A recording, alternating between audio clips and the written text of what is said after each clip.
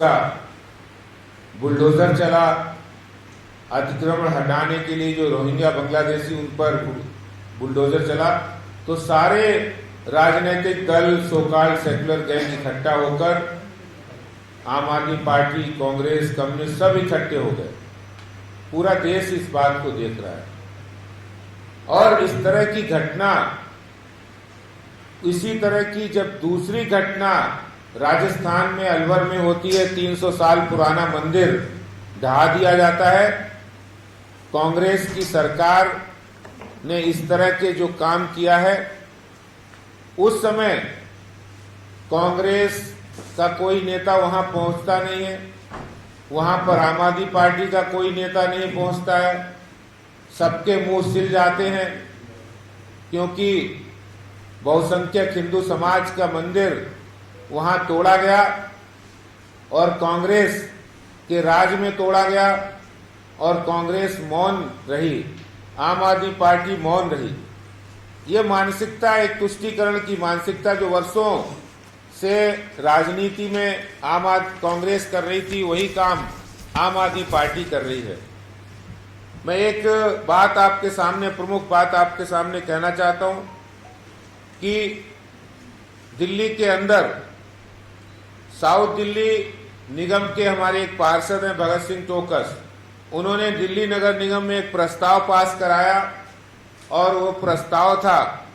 कि उनका जो गांव है मोहम्मदपुर गांव, उसका नाम माधोपुरम रखने की मांग की थी और उस गांव के हजारों लोगों के हस्ताक्षर से उस गांव के बहुत सारे लोग, क्योंकि उस गांव का इतिहास बहुत पुराना है, वहां पर वर्षों से जो समुदाय के, बहुसंख्यक समुदाय के लोग रहते हैं, वो चाहते हैं कि हमारे गांव का नाम मोहम्मदपुर नहीं हो, माधोपुरम रखा जाए और निगम में बाकायदा प्रस्ताव पास कराया। लेकिन बड़े अफसोस के साथ कहना पड़ रहा है कि दिल्ली सरकार को, जो टाउन प्लानिंग डिपार्टमेंट ने उनको ये भेजा गया है, लेकिन भेजने की जो तारीख है आज लगभग 6 महीने से ज्यादा हो गया है, लेकिन दिल्ली सरकार ने इस पर कोई भी मंजूरी नहीं दी। जब मैं केजरीवाल साहब से पूछना चाहता हूं कि जब गांव के लोग ये चाहते हैं कि उनके गांव का नाम बदला जाए, क्योंकि वो गुलामी का प्रतीक है, गुलामी की मानसिकता आज दिल्ली का कोई व्यक्ति रखना नहीं चाहता है, जिन्होंने हजारों साल इस देश को गुलाम बनाकर रखा है, तो उन नामों में भी गुलामी नहीं झलकनी चाहिए। मेरे पास सिर्फ मोहम्मदपुर गांव नहीं, बल्कि दिल्ली के कई गांव हैं जिन गांव के लोग आकर उनका नाम परिवर्तन करने की बात कह रहे हैं। इसलिए मैंने निगम के अपने सभी जो पार्षद हैं उनको कहा है कि आप इस तरह की जो डिमांड है जो गांव वालों की, उनको सुनकर दिल्ली सरकार को पास इस तरह के प्रस्ताव भेजे, क्योंकि ये जनता की डिमांड है। जैसे मोहम्मदपुर गांव का नाम माधोपुरम रखा जाना चाहिए, वैसे ही हुमायूंपुर गांव, यूसुफ सराय, मस्जिद मोड़, बेर सराय, मसूदपुर, जमरूदपुर,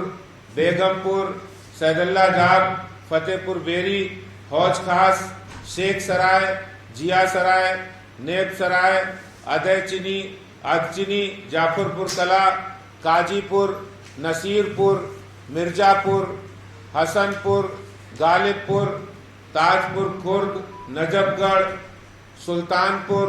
अलीपुर, मुखमेलपुर, रमजानपुर, निजामपुर, मोहम्मदपुर, हमीदपुर, खानपुर, सुल्तानपुर डवास, इब्राहिमपुर,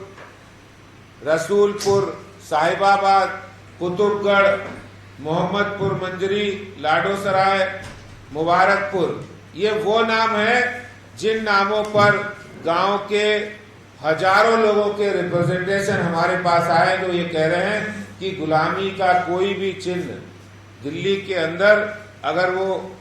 उस समय रखा गया तो अब नहीं रहना चाहिए, क्योंकि अधिकांश बहुसंख्यक समाज के लोग यहाँ रहते हैं। इसलिए मैं आप लोगों के समझ आया हूं कि दिल्ली के गांव के लोग जो जिनके गांव के नाम जिस तरह से हैं उनको बदला जाए, और उन्होंने अपने अपने प्रस्ताव भी भेजे हैं। मैं निगम के जितने हमारे नेतागण हैं, निगम के लोग हैं, उनको मैंने इस बात के लिए कहा है, जैसे आपने मोहम्मदपुर गांव के नाम बदलने के लिए प्रस्ताव भेजा है, ऐसे इन गांव के नाम बदलने के लिए भी प्रस्ताव भेजेंगे, और उस प्रस्ताव पर हम लड़ाई लड़ेंगे दिल्ली सरकार से, और दिल्ली सरकार की तुष्टीकरण नीति और उनके इस तरह के चेहरे को नकाब करेंगे दिल्ली के अंदर केजरीवाल सरकार को, जो उन्होंने दोहरा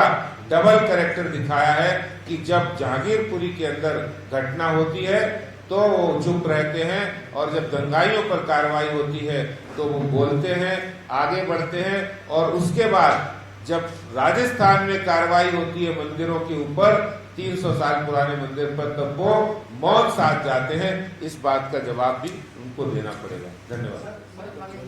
देखिए, ये हम तो दिल्ली सरकार से कहें, वो पहले बताएं ना क्यों नहीं करना चाहते। जब वहाँ के गांव के लोग चाहते हैं, बहुसंख्यक अधिकांश संख्या में रहते हैं, तो ऐसे नाम क्यों होने चाहिए? गुलामी के नाम जिन्होंने यहाँ शासन किया वो नाम क्यों होने चाहिए? तो ये सुप्रीम कोर्ट दो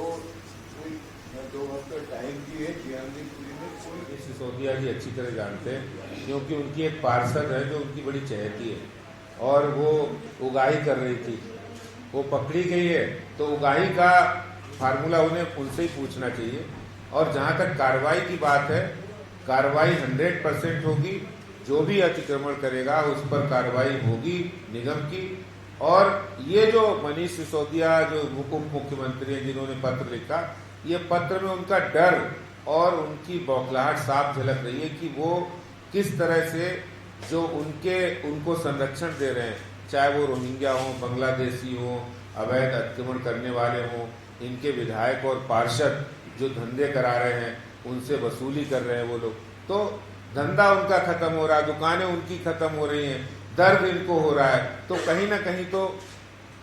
समझ में आ रहा है क्या संबंध है, क्या कनेक्शन है, तो दर्द वही है, इसीलिए इस तरह का पत्र लिखा।